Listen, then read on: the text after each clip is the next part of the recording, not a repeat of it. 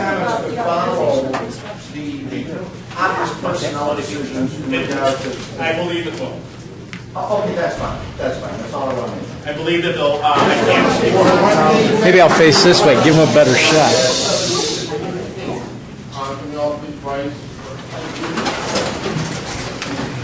All you have to do is answer yes or no. The flag of the United States of America.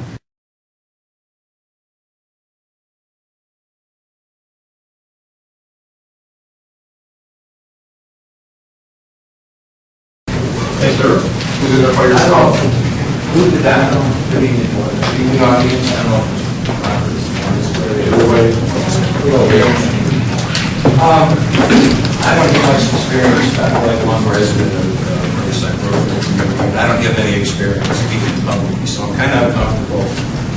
But I felt this is a few things I had to say. Recently I was channel surfing and I saw the last board meeting we had.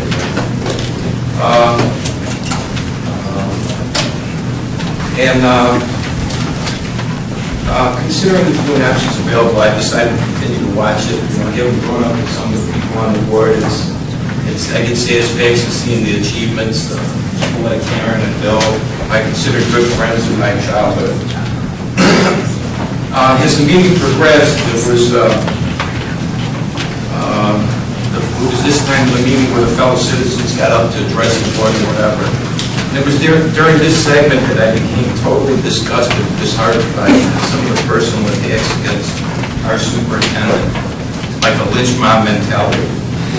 This board, under the direction of this superintendent, has accomplished more for Riverside Brookfield and its community than any of the many, many boards I've seen come before it. With the dedication and tenacity of this man that most of us wouldn't pursue unless it was for our own personal interests. Unselfishly, tirelessly, his entire adult life to better the school system. While I don't believe good deeds exonerate or should excuse a person from bad judgment or human error, I do believe that good people, which I believe most of us are, should show some compassion to any man or woman experiencing difficulties in their personal life. And in short, I'm almost done. But my God, let's not exhibit that self-righteousness that we feel like justified in dissecting every area of a man's life. That very thought process is discouraging some very good people from getting involved in public service nowadays.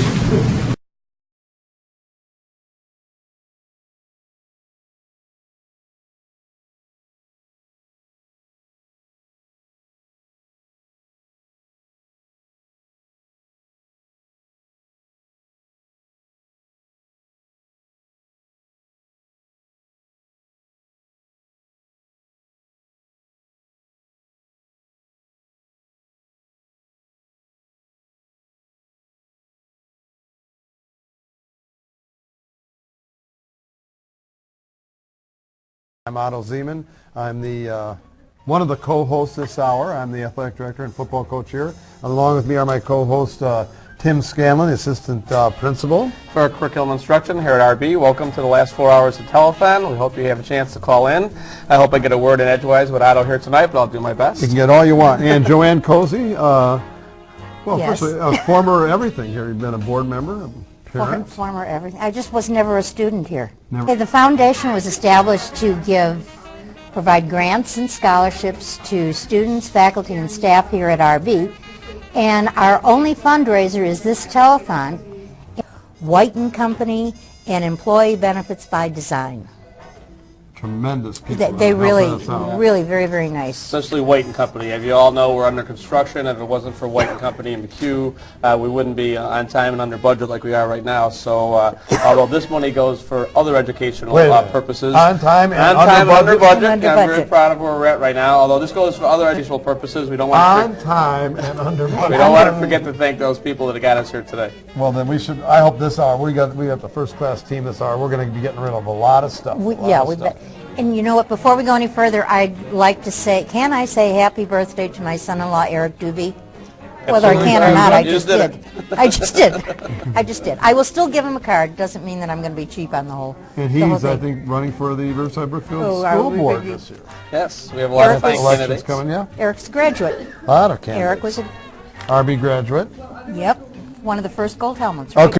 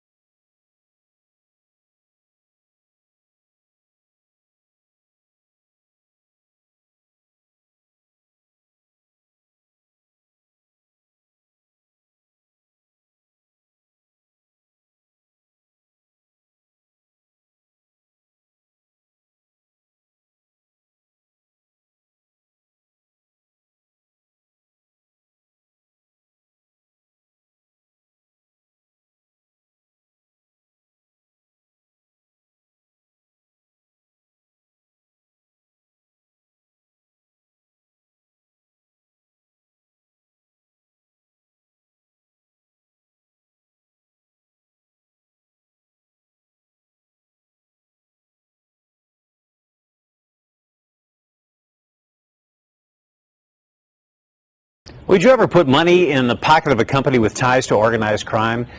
Well, if you pay taxes in Chicago, you already have. Fox Chicago News and the Better Government Association have discovered dumpsters from a mob-connected company on several public construction sites this summer, including Chicago Public Schools. Dane Placco investigates.